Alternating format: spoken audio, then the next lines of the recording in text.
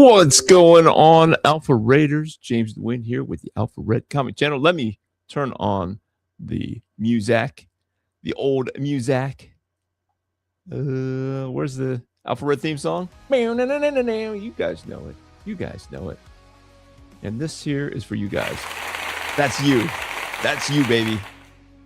Alpha Raiders. Love it. Love it, love it, love it. Thank you for showing up. Brother Funk in the house. Masked Crusaders working overtime, fighting crime.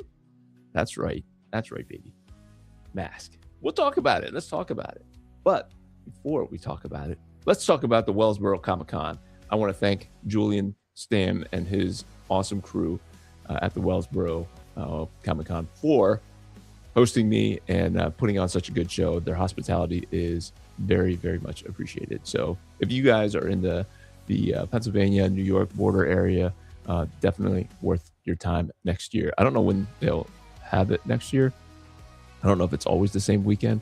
I think it feels like it's always the same weekend. So keep your eye out for the Wellsboro Comic-Con next year. It is lots of fun. The whole town becomes a Comic-Con. You walk from place to place, and there's people set up, booths set up. There's other retailers who participate, and everybody's walking around in costume. It's pretty awesome. What's going on? Real Zero for Hire. Don't be mistaken for the other guy. Josh Slaughter in the house. A wild zero has entered the chat. Yes, sir. Yes, sir. Happy Sunday, Brother Benny. Thank you guys for showing up. We are going to show you some covers for Alpha Red number 9. Are you ready for the previews? Let me see if I have it pulled up here before I share my screen. Is it pulled up in the way that I want? Let's add it to the stage. Yes, it is.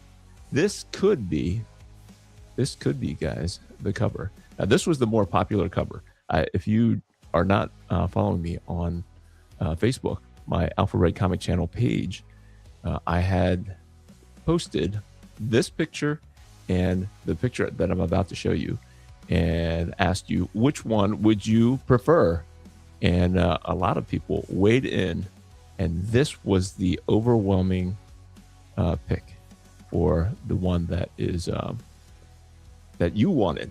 But that was in black and white. Now we have it in color. So we are going to see if you prefer this one, this one, this one. And with this one, I am having him remove the stars. I don't know why he put the little stars in the back. It's supposed to be in the danger room type scene. But this is the other one. This was the less popular one, but it has a nice colorful palette, and I do believe the kids would really like this one. So I also promised you that I would reveal what homage cover that I will be using as the variant. So without further ado, let's see. Are you ready? This is it. Drum roll, please. Oh, I have a drum roll. Hang on. We're going to do a drum roll just to torture you guys. Ready? Drum roll. That's right, baby. The Incredible Hulk number 340. It was bound to happen at some point. Bound to happen at some point. But that is the reveal. And this is what it looks like side by side. I want to play with the hues in the background to make it look a little bit more the same blue as this. It was really hard to try to get all the things in place. But that, friends, is the preview. I'll be working on the final script this week. So whoop, that's not something for you to see. There we go. Too many screens open. So I did initially, when Mask number 1 came out, I got a sketch cover and started it, and then just never got around to finishing it. I wasn't crazy about the direction that it was going. So, but I did share it with my son, and he likes it. So I'll just keep getting it in the hopes that it will turn out to be something worthwhile. So I did not. One of the reasons why I stopped doing it, not just because I didn't care for how things were playing out. I didn't like the pose. I didn't like Matt Trakker's pose. And I know we talked about it here about the race swapping. I watched the video right before I came on just to see if there was any, I don't know, controversy amongst the true mask diehards. And I forgot the rolly thing. Forgot my buddy Brandon's rolling technique to kind of, too lumpy. Hang on, you got to start off right. But I wanted to see if there was a controversy amongst the diehards of the mask fans, and he made a point.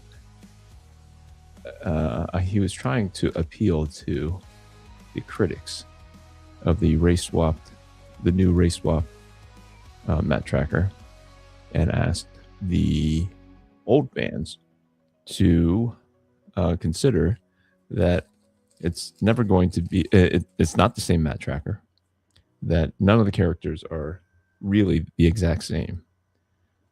They actually have a different kind of origin story. So I did try to print something out. That's why I have my Photoshop up, and that's why I'm feeling a little flustered, because I was trying to get some reference pics for his outfit. Obviously, he is not so popular that there is lots of references for him. I don't particularly like the artist's rendition here in the actual comic. He doesn't draw Matt Trakker very attractive. Number one, he's not like, his eyes are like bugging out. So I'm not feeling that, right? Brother Benny knows that we like to dip into the title a little bit to make the sketch cover really feel like it's a part of the pic. So we're just gonna let that dry. That was one of the things I was trying to get done before the clock hit 8 p.m. But of course that didn't happen. So it was more important that I try to print out that reference picture with the design of the redesign of Matt Trakker. But as you can see, I do not have it. And so we are going to have to use all the known and unknown references that we have. He's not in issue number 2 very much. It's him recruiting some of his old colleagues. And so, like, all of this artwork is great. It's really just his faces. So maybe he's a fine artist for this, and then, just keep the masks on. This is Matt Trakker. Like, who wants this guy to be the hero? I don't know. We like our heroes more attractive. So let's be blunt about it. I did, for issue number 1, my own personal collection, choose the J. Scott Campbell version, just because J. Scott Campbell is the man.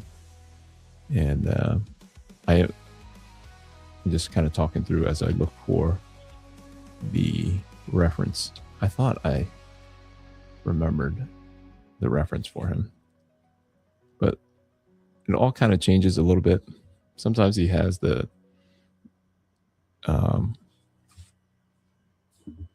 this, what do you call it, the things that hold your pants up, those things. Brother Benny says, I haven't read Mask number 3 yet, but I heard there is plenty of significant Energon universe first appearance. Great. Finally. Well, yes and no. So that makes me torn, because they want to make it an important book. Just draw it better. It's kind of mid, because nothing really happens. Not enough happens, let's say.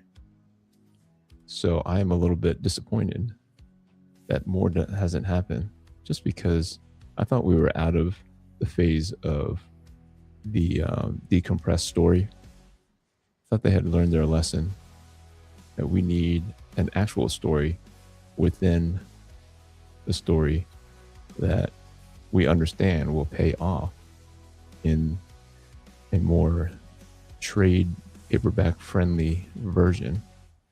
And I'm not against that. But how about a full story for each one?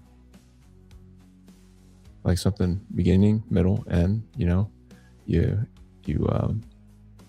have your character set up, you introduce the problem, you have him learn something, them, not necessarily a guy, but you have them learn a lesson in order to, or make a sacrifice in order to overcome the problem. I mean, that is a very, very basic thing of it. And if you can have them kind of try and fail and then try again and succeed, learn something new. They try it the old way and it doesn't work out. Then they try it a new way. And then because of them learning something, humility, whatever, that they save the day.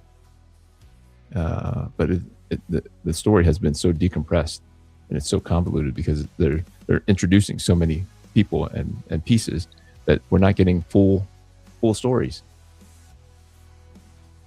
But the Benny agrees. I do love the title break. Yes, sir. Yes, sir. It just makes you feel like it was meant to be. It was meant to be. So, what do you guys think of the cover? The cover of Alpha Red number 9. You weigh in on my Facebook feed. You would like the one on the left or the right? The left was him in a more action pose. In a more action pose that kind of hinted that a battle, in part or in full, happened. And you can't tell if our hero Alpha Red just saved the day, or if he is going to be ambushed by all the bad guys behind him. So, and another thing that doesn't endear me to this Mask IP is that they're not like superheroes. They're not like superheroic. They're not super muscular. They're just all wearing jumpsuits and stuff. And I can't tell if the jumpsuit is like straps up for suspenders. That's it. That's the word I couldn't remember. Suspenders. Is he suspenders up all the time? Is he, or is he not? And I didn't realize who this guy was when he came. He looked familiar, but I couldn't remember which IP he was from. And I was like, is he like I thought he was like a Ninja Turtles IP. And I was like, that can't be right. And I was like, I don't remember him in G.I. Joe, but he's interacting with the G.I. Joe general flag first. I can't find it. We're gonna do suspenders down, because that is how everybody seems to want to draw him. Actually, Mr. J. Sky Camel has suspenders up, but they're not like regular suspenders. See, makes me irritated. Makes me irritated when there's inconsistency in the how they draw it. So us fans or potential fans want to draw it. That's the whole comic thing. That's a huge part for me anyway. When I see something that I like, I just want to draw it. Brother Patrick Daniel in the house. Howdy, howdy, howdy to Patrick Daniel. Happy Sunday to you, sir. Love me some Mask. I got to write a final issue of Mask for Rising Sun comic. Fun stuff. Really? Do tell. What is Rising Sun Comics? Did they have the IP for a while? Did they own the rights? Not own the rights, but did they license the rights? Is that the proper verbiage, proper wording? They license the property. And Patrick Daniel gets to write the Mask? Sweet Mask. I mean, not the Mask. Mobile Armor Strike Command. That's what he wrote. Do tell. With a final issue. That's kind of cool but sad that you didn't have an opportunity to write more of it. That's my first thought. That the opportunity is as it goes away. Patrick Daniels says it was mainly a fan comic, webcomic at the time, but it was the last issue they did, and it was a lot of fun to write. Nice. So was this before the Matt Trakker race swap or after?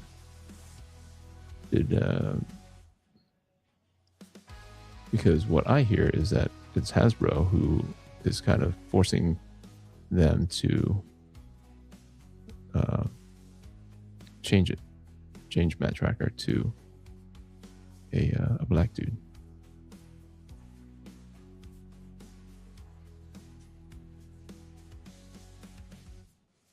So I know it's been discussed ad nauseum that, you know, he was a white guy in a cartoon, and now I don't know if it's in every iteration of the comic that he has been made black. So I'd be curious if they just kind of took advantage of like the change in medium to do what they did. Patrick Daniel says it was the original Matt Trakker. This issue was based entirely off the TV show. So was it like an extension of an adventure? Or I've seen them do that. I've seen them, like when they swap mediums, they just kind of continue the storyline. They use the storyline that was meant for, like, say, a comic, and then they turn it into a cartoon. More likely the other way around, but that would be cool. The writer of Alpha Red, my co-writer, I asked him to do a Batman story because I was getting a little burnt out on Alpha Red stuff. I am currently not burned out. I am very excited about Alpha Red. But there was a time last year where I was a little burnt out, and I was like, I just want a palate cleanser, something to have fun, be productive, but not Alpha Red. And I asked him to do a Batman, like a 12 to 18 page. Was it 12 to 18? I forget. This has to be divisible by 4, so that doesn't make sense. 12 to 16 page. Just in case I wanted to print it out and give it out, kind of thing.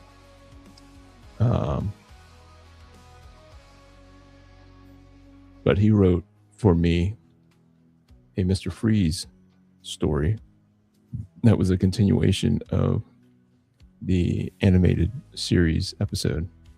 And after I watched the episode, for reference, it made the story that he wrote so much richer.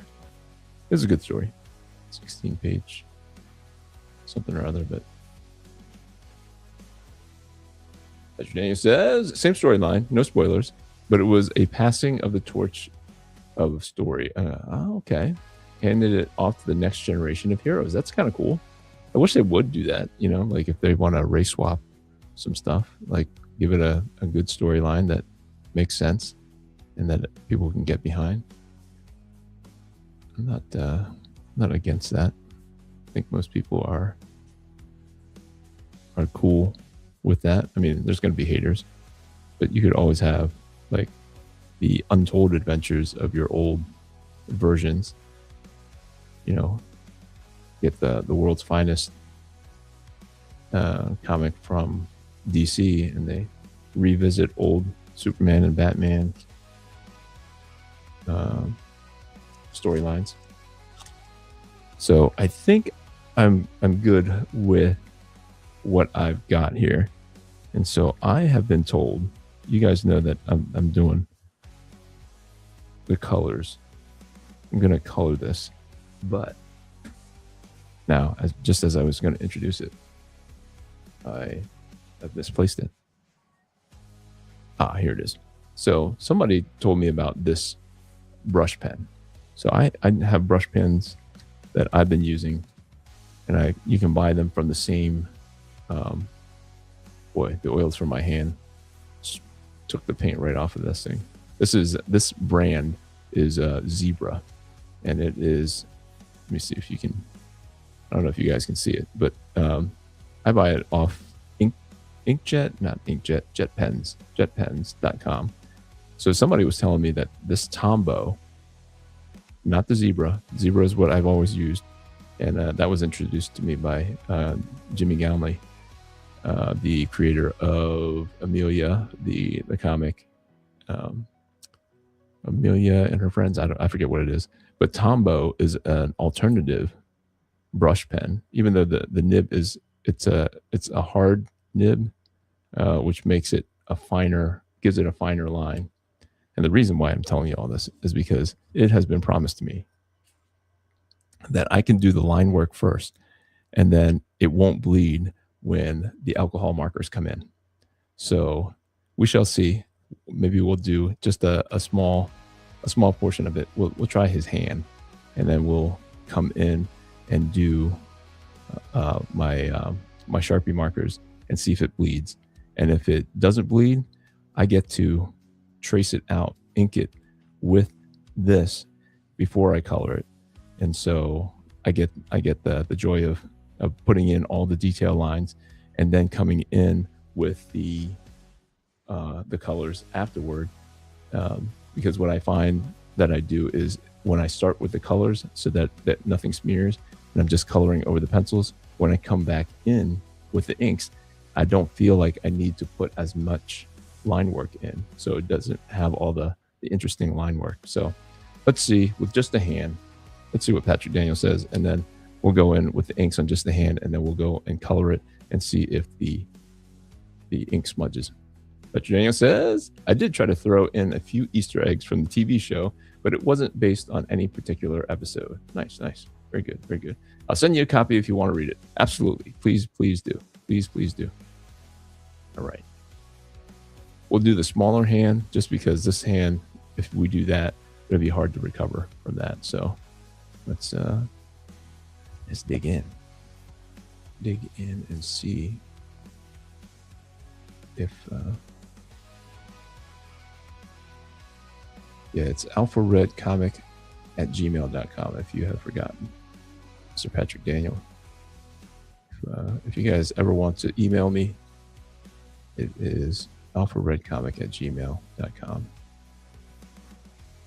You can ask me anything. AMA? Ask me anything. Yeah, ask me anything, not ask me something. All right. So we'll start with that, and we shall, I don't know, should we try erasing first and seeing if it can withstand a quick erase? Let's see. Does it smudge? I mean, the ink dries fairly fast here. It's not it's not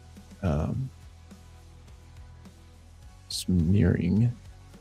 Let's see.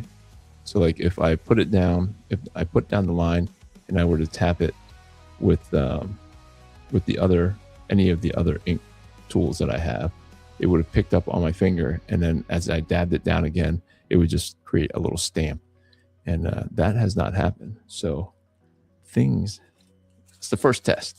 It passed the first test. Let me redraw his bicep here. And then, you know how we do.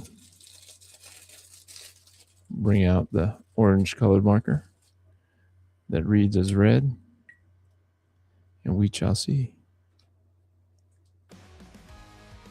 We shall see. I'm going to go right over top of it, and oh my, I have not been lied to. Ladies and gentlemen, I think we have struck gold. All right. That gives me some confidence. Let's go. Let's do it.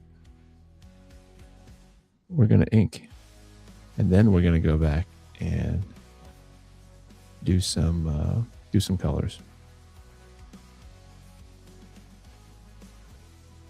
Definitely leaning on this cover of the Energon Universe 2026 special. Had a little bit of Transformers in there, a little preview of Chi Cho, Void Rivals, which nobody reads. At least I don't. My LCS was trying to give me the kind of the overview of, you know, how important it is and where it fits in. And he has a theory about the introduction of ROM into the Energon universe and how it possibly connects to Void Rivals, like his Space Knight suit, according to my LCS guy. He thinks possibly is a part of that alien race that has the weird helmet things.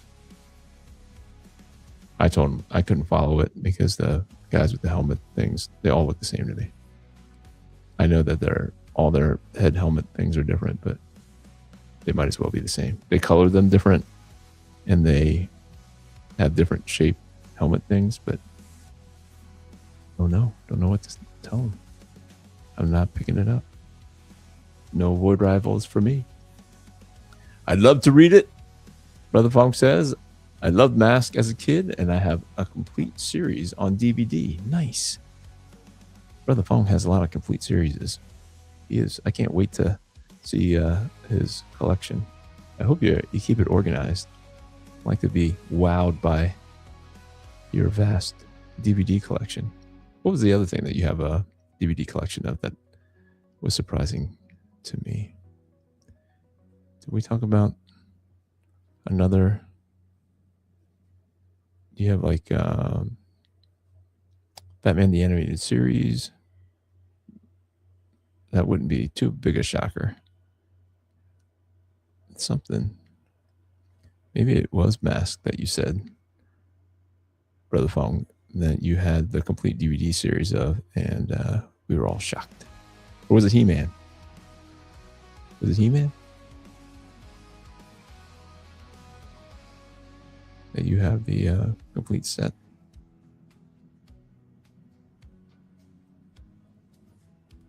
And I'm curious if you guys watched He-Man on streaming. I might go back and rewatch it with lower expectations. I think I actually had too high of expectations when I watched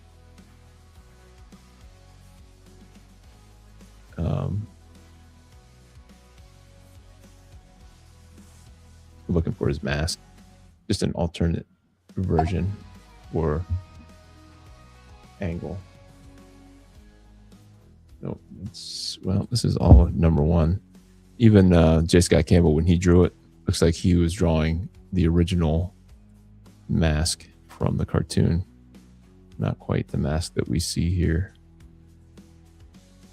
Let's see. Does he put on his mask? It does transform and go on his head here.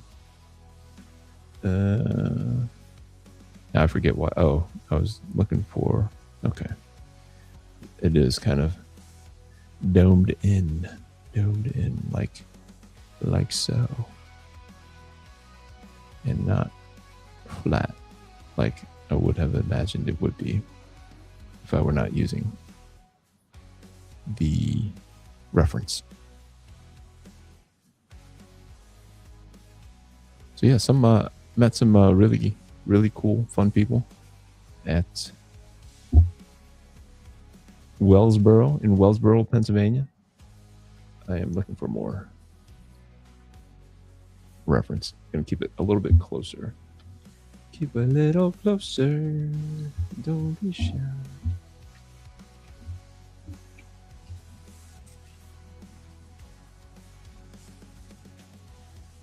My eyes are definitely going. Oldness is for the birds, guys. If you can help it, I would resist. I know it's tempting. It's tempting to be old. You think that they have all the money, all the power, but if you can't see, it really stinks.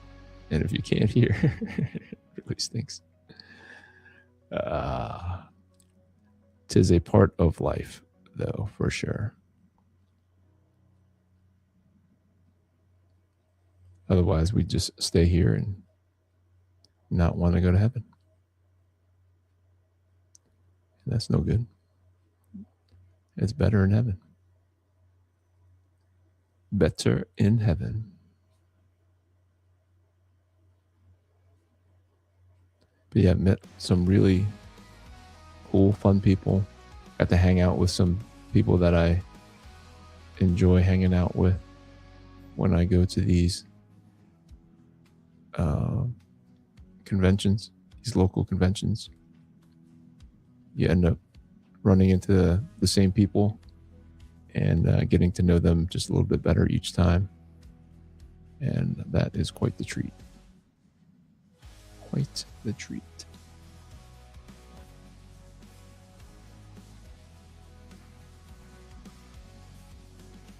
Azure Danny says, sorry, misspelled your name, Fong. I didn't actually, let's see where you misspelled it. I didn't even catch that. Maybe you misspelled it so much that I thought it was a whole different word. No, I don't see it. I don't see it. Yeah, so one of the reasons here why I'm not crazy about the designs of Mask is because they're just wearing these big old suits. I want to see the muscles. Let's see if I have.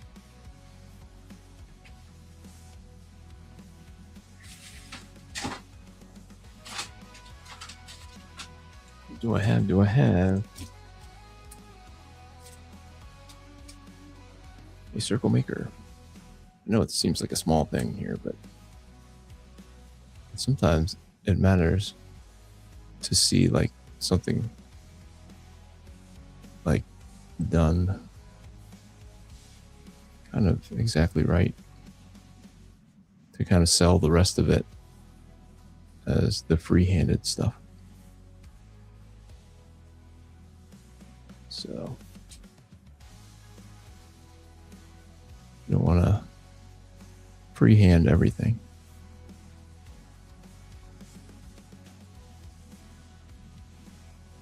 Don't want to freehand everything. I mean, it's more fun that way. There's lots of energy in the freehand, freestyle, freehand drawing. But when you're looking at circles and sometimes buildings and things, especially if you're doing like a series of buildings,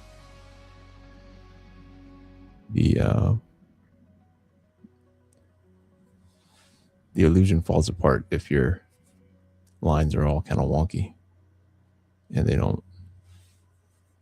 they never kind of straighten out. I know I've told this story before, but when I met Jim Lee in Baltimore, goodness, I wish I knew what year it was. Probably 2008, 2009, 2008 for sure, because we talked about politics a little bit, and Sarah Palin had just come on the scene, and so I met him in 2008.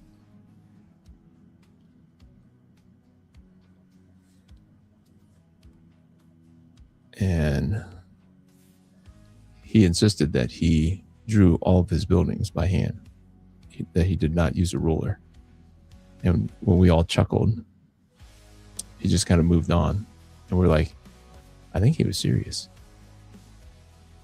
I think Mr. Jim Lee was serious about not using a ruler to draw any of his buildings. And I forget if that was the year that he... No, I was thinking 2005, 2006, when he did the Batman with Frank Miller, that everybody was losing their minds over. But I remember a lot of buildings in that cover of Batman, like jumping towards you or falling away from you, with the same background for a Robin cover with Batman and Robin the Boy Wonder or something like that, which was a Batman comic for nobody. It was a little too violent, and I think they had bad language in there. I was like, what's going on? But it was like an alternate Batman.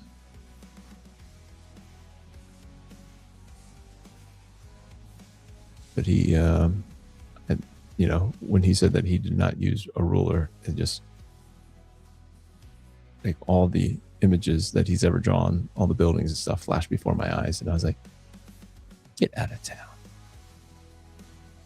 You definitely want to use stuff every now and again, as needed.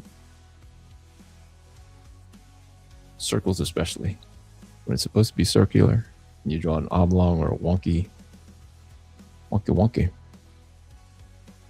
Trying to see if there is like a design element in his sleeve, and it looks like there is. That would make it a little bit cooler. A little design element there. Right there.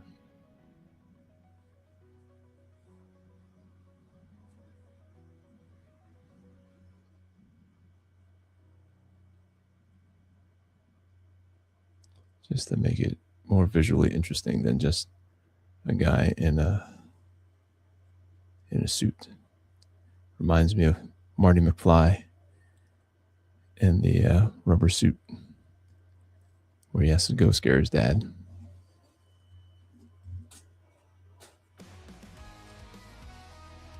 That was funny.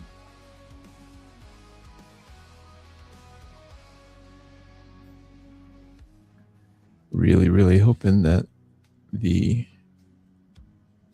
ink holds up, because I'm just kind of going for it.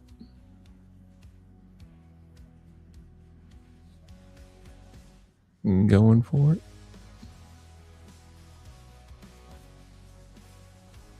So there was a lady who came out, older lady. I saw her, this is in Wellsboro, saw her making her way around the room. And she was talking to people. And the young girl was walking around with her. And she finally gets to my table. And she was like, "Can you tell me about your comic book?" And I was like, okay. So I give her the spiel. And if you've never heard the spiel, I'm going to give you the spiel. So I say, Alpha Red is your friendly neighborhood handyman. who gets chosen for an experiment, and they put a chip in his brain that gives him super speed, super strength, makes him super smart. And they give him a suit to help him do his fighting, and it's bulletproof and demon proof. And he has to stop Omega Black from taking over the world. And that's just the spiel for the first 5 issues, but that's kind of his origin story. So that's the spiel I give if people ask. And I said, and Omega Black is a transforming robot tank piloted by Satan. And she goes, oh, is this a Christian comic? I said, yeah, there's Christian elements in the comic. She goes, oh, good. That's why I'm here. I was like, that's amazing. It was so heartening to, she's like, I'm here because of you. I was like, what? She said that her grandson likes comic books, but she wanted a Christian comic that she could give him. I said, that's fantastic. I said, how old is your grandson? And she said, he is 6. And I was like, wah, wah, wah. I was like, well, not that Alpha Red is inappropriate for any age, but at 6, you're not, I don't know, you're not reading Alpha Red. Somebody's reading Alpha Red to you. So that's what I told her. I said, it's typically for like anyone from 10 to 14 if you're introducing them to the comic. And she was like, oh, it's like, well, his sisters really like comic books, but they're not, he doesn't like their comics. He wants the superhero comics. And I was hoping that this would be appropriate for him. And I assured her that the story is appropriate. I just didn't know if he would be able to read it by himself. So I suggested that, maybe she read it to him or his sisters read it to him. Long story short, she bought it. She bought the set. So I was very, very, very happy to hear that she was there for me. Super duper awesome. Patrick Daniel says, looking awesome, by the way. Thank you, sir. Thank you. I appreciate that. Yeah, I don't remember. Like, I remember liking Mask. I don't remember much about the storyline, and I don't remember having an opinion about their suits not making them muscular. Because I did like G.I. Joe. It did not have to be like all tight, whatever, superheroic like I like it now. I'm concerned about the top here where I dipped into the title thing. I'm hoping that because of the different makeup of the white out, that it doesn't smear. So, all right, we're going to see if should we do any more? Yeah, let's do a little bit of contrast so that we can make it pop before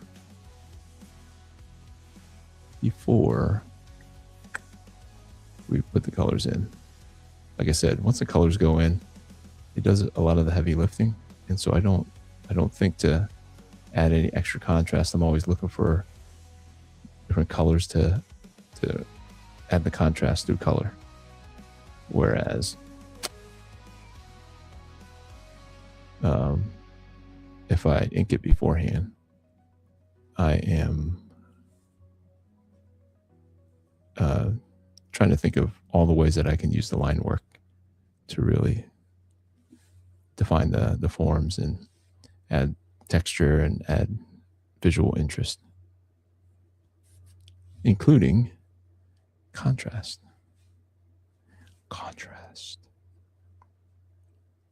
Let's go. Let's go.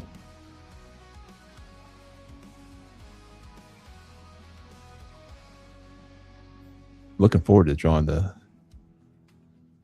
car. And I forget. Oh man. Did I erase a line that it took me many tries to get the car to kind of look as good as it does. Vehicles are not typically a strong suit for me. So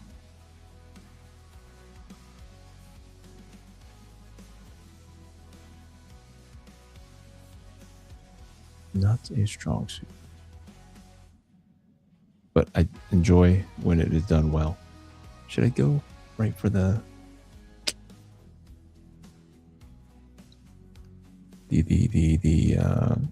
car also? Or should I wait? I was going to wait on the car and do the car after I colored Matt Trakker.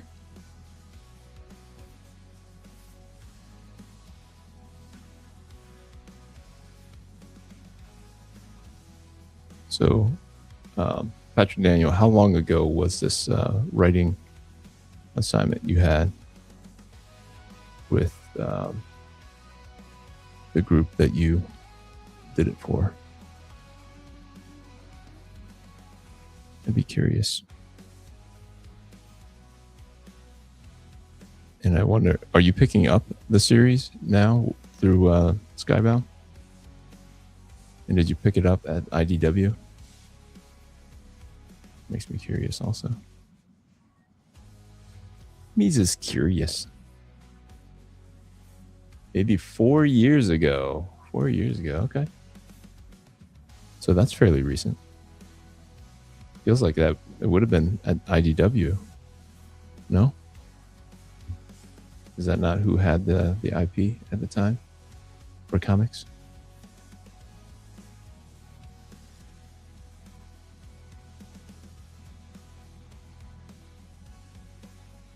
No? I should pull up the references for this.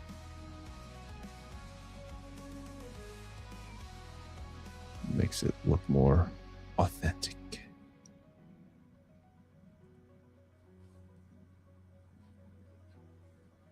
But I think maybe I left enough for myself to do it right. Do it right.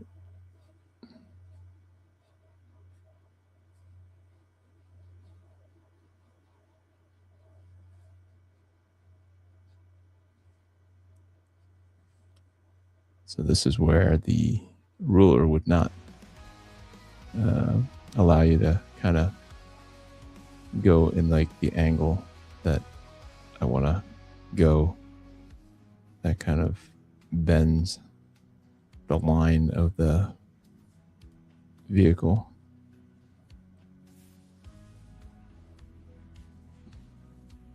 I'm not sure if it bends anyway. Like, I mean, it's straight anyway. It would have to bend because everything is like curvy. Curvy. Very curvy.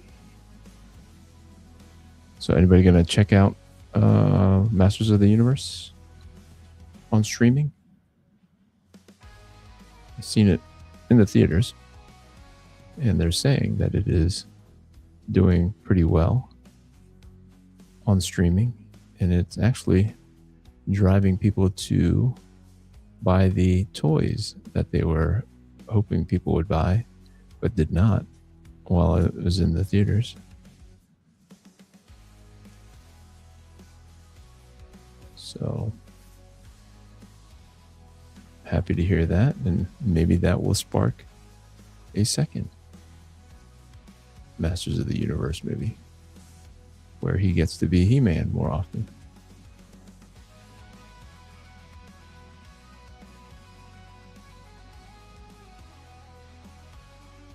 So I did take my boys with me to watch Masters of the Universe, and we were talking about it yesterday, or not yesterday, Friday. And they said it was just a weird movie. They didn't get it, but they thought the He-Man guy did a good job. He-Man actor, and they thought that he was pretty jacked. I didn't think he was as big as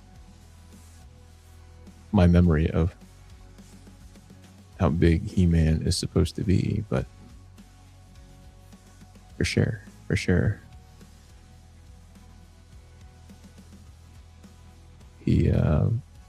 he was fit. I haven't read any of the new stuff. Okay. No more Masters for me. No more Masters for me. No more Masters for me. Yeah.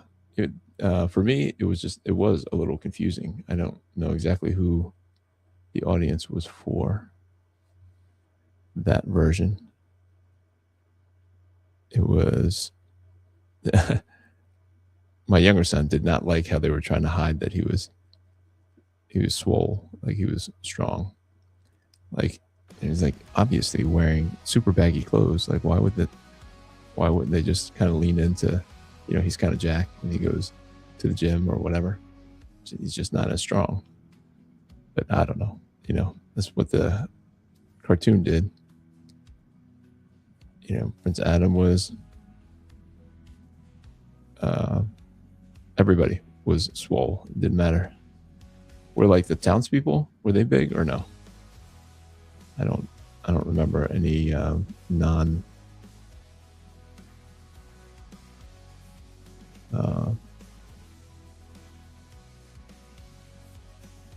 hero, non-masters. I do not remember.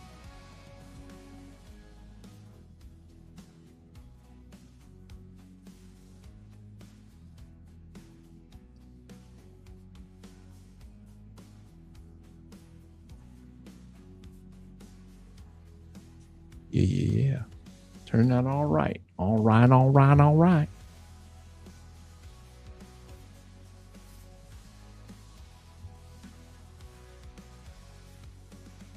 He likes. I have a friend who enjoys drawing cars. So he got a commission from someone, and he owns a Bronco, one of the new Broncos. And I guess there's a Bronco mask guy, Jackhammer, something like that. And he did a little research, and he knocked it out of the park. It was an amazing piece. I don't know if he posted it yet. I am sure that he will eventually. He didn't want to post it until he gave it to the owner of the commission. And that happened on Saturday. So, and the guy came right over to me and showed me, the guy who commissioned the artwork. And I said, you got lucky on that one. Not lucky, but you scored on that one. You got a good one. Top notch.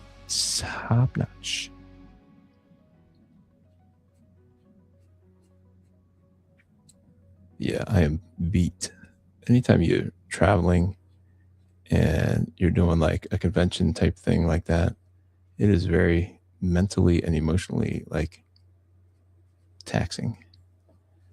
It takes a lot out of you. And it's not because people weren't friendly or it wasn't because I did not enjoy myself. It's just a lot. Processing a lot of conversations, you're meeting a lot of people, you're listening.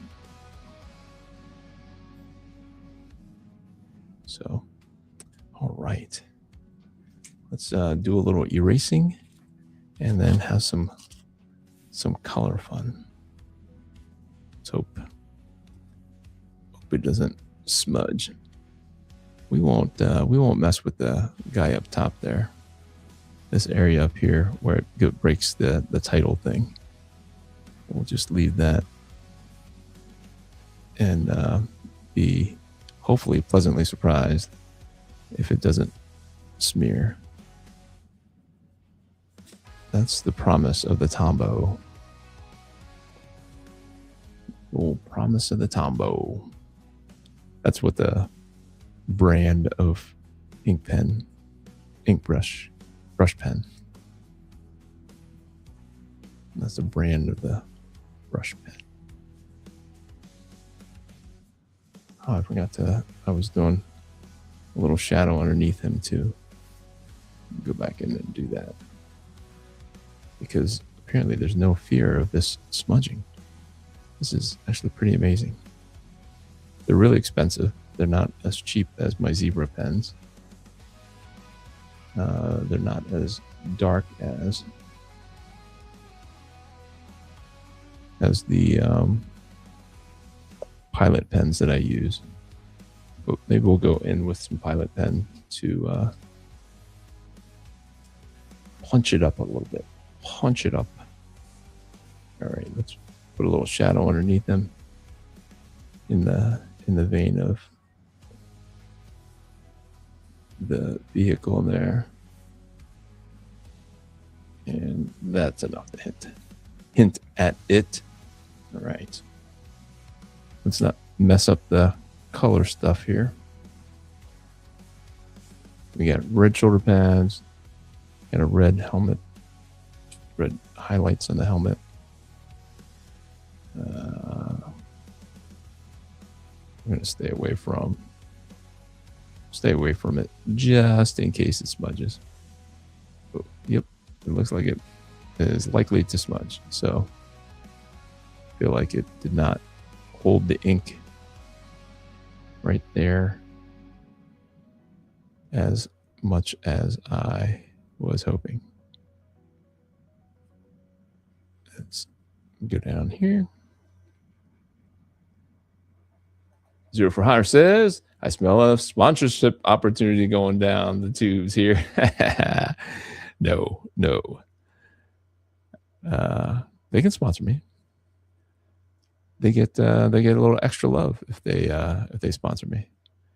We'll say only the nice things. That's how sponsorship works, right? My accolades can be bought when it comes to art supplies. I'm kidding. I don't know what I would do if I had a sponsor of something that I don't use or don't want to sell. I have a friend who starting a YouTube channel and people are asking him to sponsor like I don't know if they're energy drinks or sodas or something like that. I don't know how much they pay him or if they pay him or if he's doing it as a favor, but I don't know if I'd come on and hawk somebody's product that I wasn't using or didn't believe in. But I mean, maybe he does drink that soda. Maybe he does.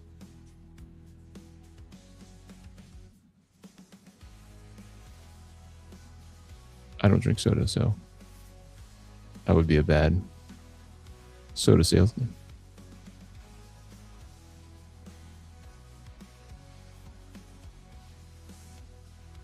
That would be bad. Wonder if I would not want to share like information on something that I liked because I feared people would run out and buy them all up. So you don't give everybody your secrets because you want it to be plentiful and available for yourself. Kind of selfish, but if you have something that you like, I don't know, maybe not, don't share them all. Don't share all the info.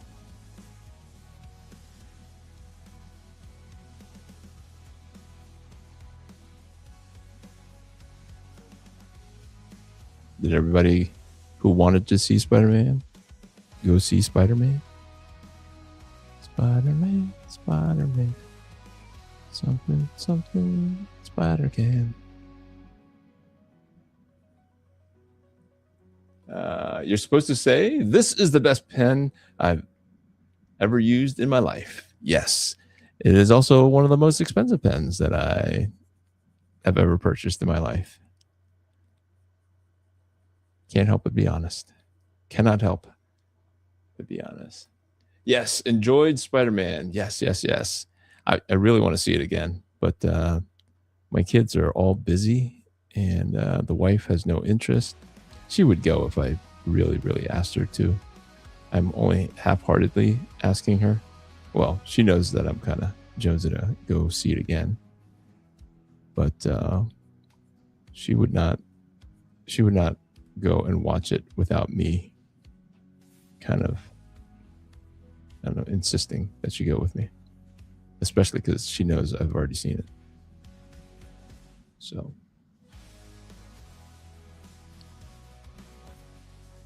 yeah, I know my sons enjoy the Tom Holland Spider-Man. It's their Spider-Man.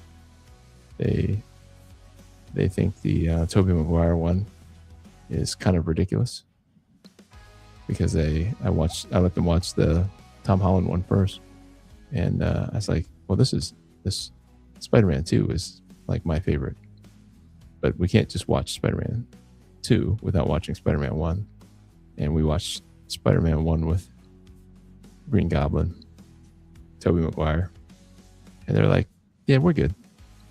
We don't want to see the second one. I was like, no, it gets better. And they're like, nah, we'll stick with Tom Holland. Little brats. Those are my brats. That's how they do.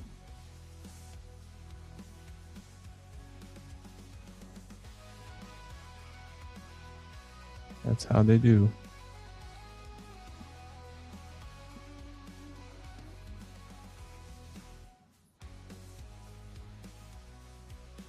Gotta remember that there is a space back here. I didn't draw it.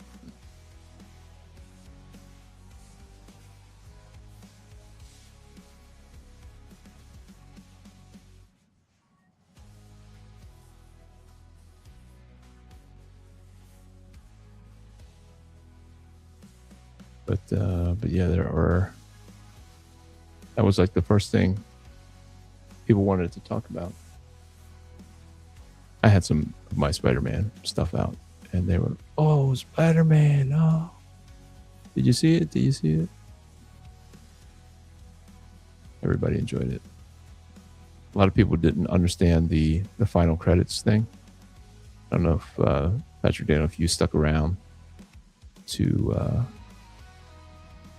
watch at the end of the credits where they showed what they showed. And I didn't understand it at the time either. I had to watch some reviews that kind of explained what they think it meant. I was like, that's kind of lame. They made me wait a long, long time for not... I don't think it was a good review. I think it would have been cooler if that girl Sadie met somebody that kind of moved her story forward. Yeah, the spider tracker thing. So I was like, what's up? Like, why did it do that? And I don't know if you guys want to spoil the rumor.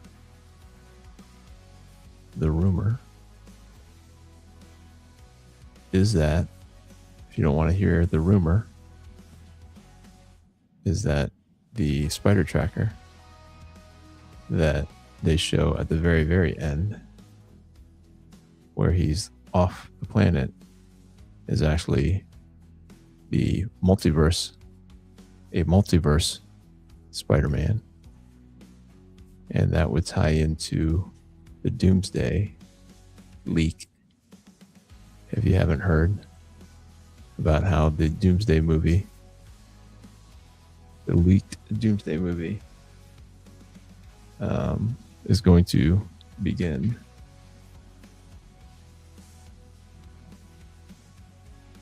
with the scene involving Spider-Man, one of the other two Spider-Mans. I don't know if you want to hear that or not, what the rumor is, how it starts.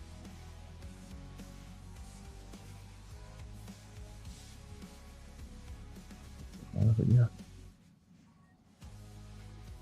Good movie.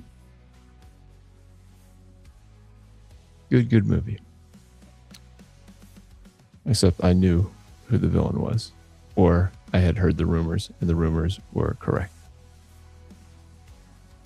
of who the villain was. But it was funny because my daughter did not know anything about the movie. She only actually heard that there was a movie a couple of days before she saw it, because I asked her if she wanted to go see it with me, and she said, I didn't know there was a movie. I showed her some trailers, and she's like, all right, I'll go with you. And then when they revealed who the bad guy was, she was like, because she knows who that is.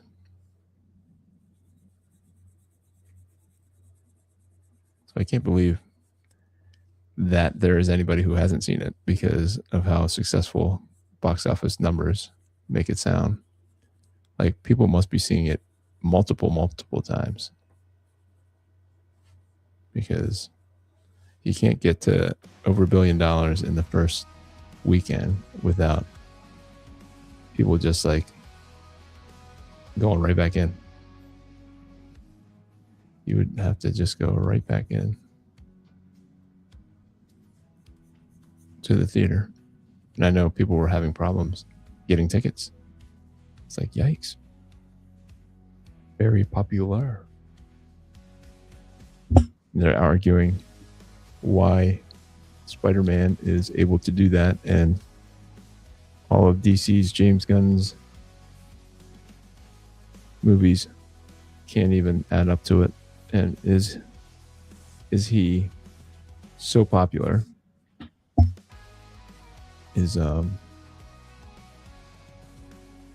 Spider-Man so popular that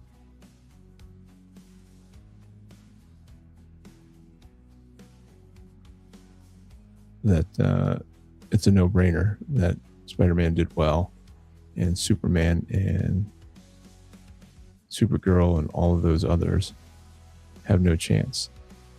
They're just not as popular as Spider-Man. They're saying it's not the movie, it's not the director, it's not the actors, it's Spider-Man the character that drives the success of Spider-Man movies. How he can get to $1 billion, how a Spider-Man movie can get to $1 billion, and a Superman movie can't. Because the Snyderverse Superman could not.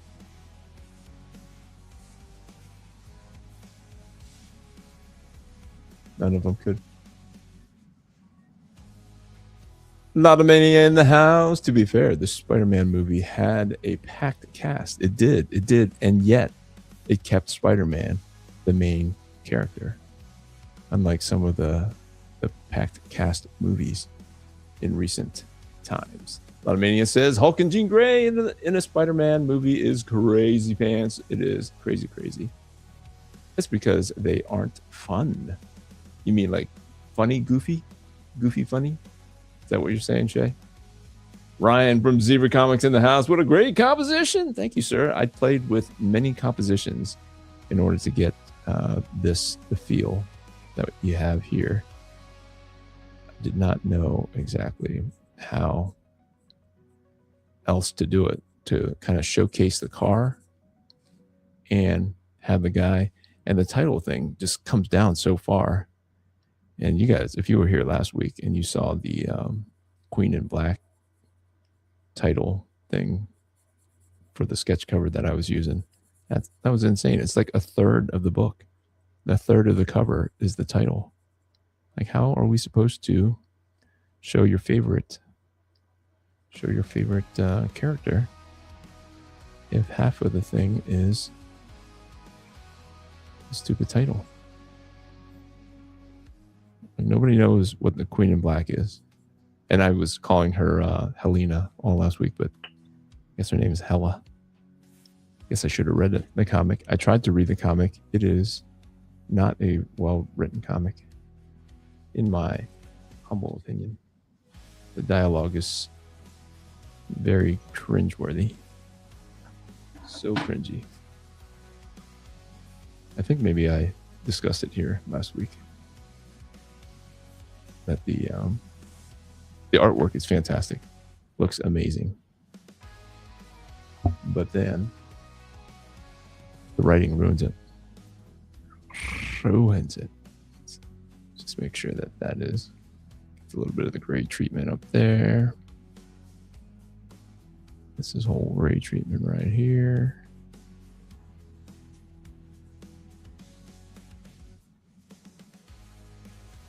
Get this down here. Make sure I get some shadow love right there.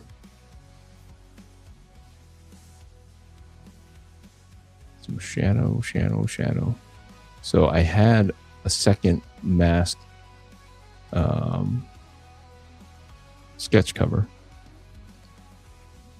and it was the Venom one. So this was the mask one. This was the good guy mask one, and the other one was going to be the Venom one. And I just didn't know how I was going to do Mayhem's helicopter and the guy standing in front of the helicopter. And I didn't want to just put him in the helicopter, so that's kind of lame. They've done that. They're doing their darndest. They're doing their best to make it all work, but to mixed results in my honest opinion. Let's see, that was where's the number? Do I need a number 7? I need a number 5. Give me a 5. Give me 5. Shay says, because Soups and SG aren't fun. What's SG? SG. Supergirl. Aren't fun. The stories are about hurt and trauma, and it's not fun. They don't have to be goofy, but contrast to Spider-Man or Eve, the main man. Lobo. Contrast Spider-Man and Eve, the main man. Lobo. Let's see where you put Lobo, Deadpool, Spider-Man are fun. Batman is pure cool, borderline horror, all good stuff. I think the writers aren't maybe wholesome enough to make a good Soups movie anymore. I tend to agree. I think the moral of the writer allows them to be able to write a story only so good, as in like morally good, which is what Superman is supposed to be. Just morally good, no gray area. And he doesn't have to be like all goofy, all shucks kind of whatever. He just has to be like Spider-Man was, just kind of well-intentioned. And it's just how he was going to interact with everybody. So that was pretty cool. That is the secret sauce, I think. And that is why I don't think James Gunn is a great fit. I mean, I liked the movie, and I liked the Superman movie, but it could have been more optimistic. Honestly. All right. I think I'm going to use this gray, continue this gray down, because this part of the design is darker. Where's that page I had opened up? I was trying to print out that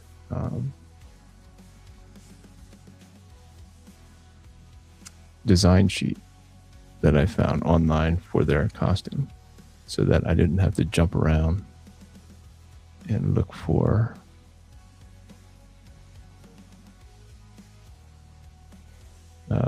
the different designs. But here I am running around looking for them because I couldn't get it to print.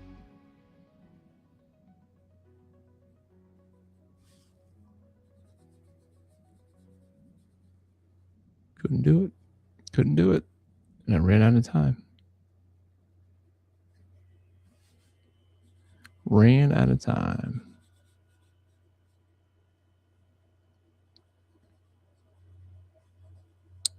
I really do like that brush pen allows me to color right over top without smudging. But I'm curious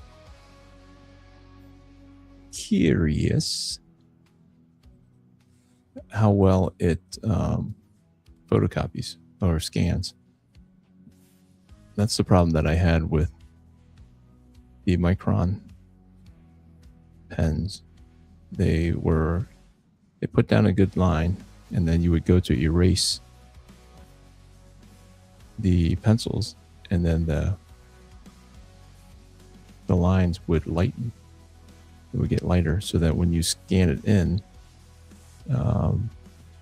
there would be like gaps in the line, and it was very frustrating. And then I would have to go in and practically digitally ink everything in order to send it to the colorist.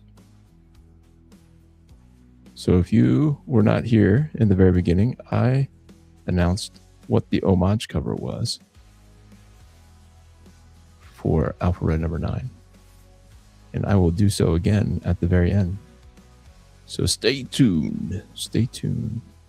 I am going to call it quits here. I won't put any more highlights and whatnot in. I'm fading fast. Got up this morning and came home in time for church, and then I've been kind of running to get my office back in order. So it is starting to hit me. He wants to go to bed. He wants to go to bed. Go to bed. He wants to go to bed. But I forgot. Before I forget, this be a brown spot there. We shall see about all the lights and stuff. So I used a mix of like the actual car and references of the cartoon version of the car. And that is why you have what you have, what you see here.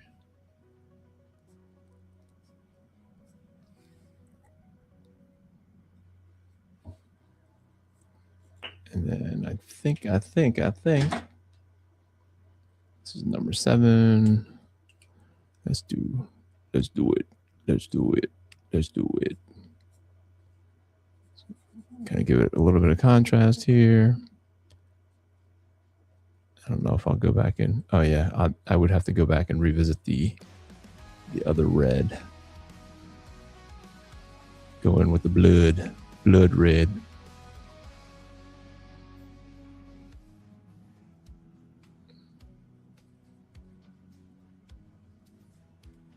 Go in with the blood red.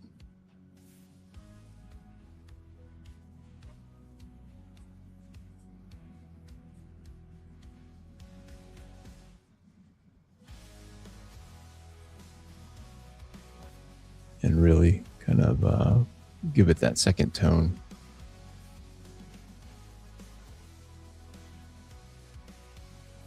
This the sketch, the paper quality is very thirsty. It's like it's definitely zapping some of the vibrancy of the colors that I'm used to. It's kind of toning it down a little bit. Toning it down. Toning it down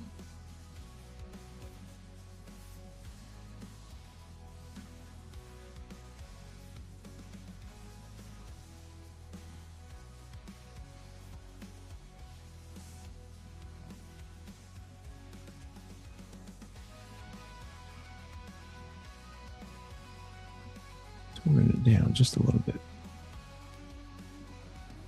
But it's okay. We shall persevere. We shall.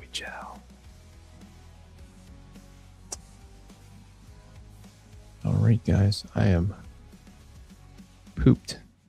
I tell you. Pooped.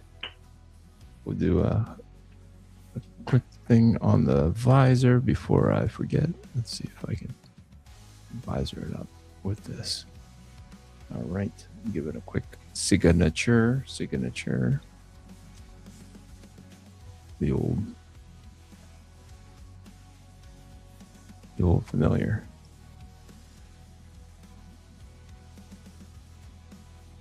The old familiar. And just know that I will be noodling with this just a little bit more. My feet are tired now. And Mises tired. All right, let's see if I can pull up this other screen, and then I'll go over any last comments. Let's pull up.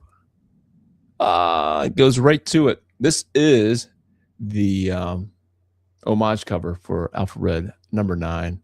And if you wanna close up some of the details here, I like to keep it fun. Like this up here would say Marvel. I just took out the MERL, changed it. It was like I don't know however many cents it was. I just changed it to 9.99 cents. Gave Todd McFarlane and Bob Wycheck some proper whatever. I can't think. This is how tired I am. But this is the normal cover. If you guys have not seen it, I asked you guys to choose between this one and the next one that I'm about to show you. This one was the overwhelming favorite in black and white. Maybe you can tell me if you like this one, or if you prefer. Drum roll. Should I do a drum roll? Let's do the drum roll for the alternative. So this one was the more popular one. Just remember that. And then I'm going to hit the drum roll. This is the other one. So you tell me if this one is better or that one is better. This one is the one that won in black and white, but I am really leaning towards this one as the cover. So you tell me. All right. Last of it here. Let me close this up. And so Shay says, honestly, even if Superman was melancholy because he's lonely, but he was still inspirational, then it would have worked. Is invulnerability and optimism on what seemed to resonate on all the feedback. Yep. But he still has to be inspirational and moral, for sure. Vladimania says, awesome. I've got to go, but you do a great job. Glad I caught the last few minutes. Awesome. Thank you for showing up, Vladimania. Appreciate you. Patrick Daniel says, looks freaking awesome. I appreciate it so much, Patrick Daniel. Shay says, noise. Thank you. Sweet homage cover. Thank you. Glad you like it. Still like the first one. He still likes the action-packed first one. Okay, he likes the original. Okay, so maybe I'll put it together tomorrow and see if I can generate as much interaction as I did with the first one. So guys, I appreciate you so much. Until next week. Until then, grace and peace. We are out. Wes, we appreciate the thought, but we're on duty. Instead of gifts, we need your expertise. These prototypes need field testing.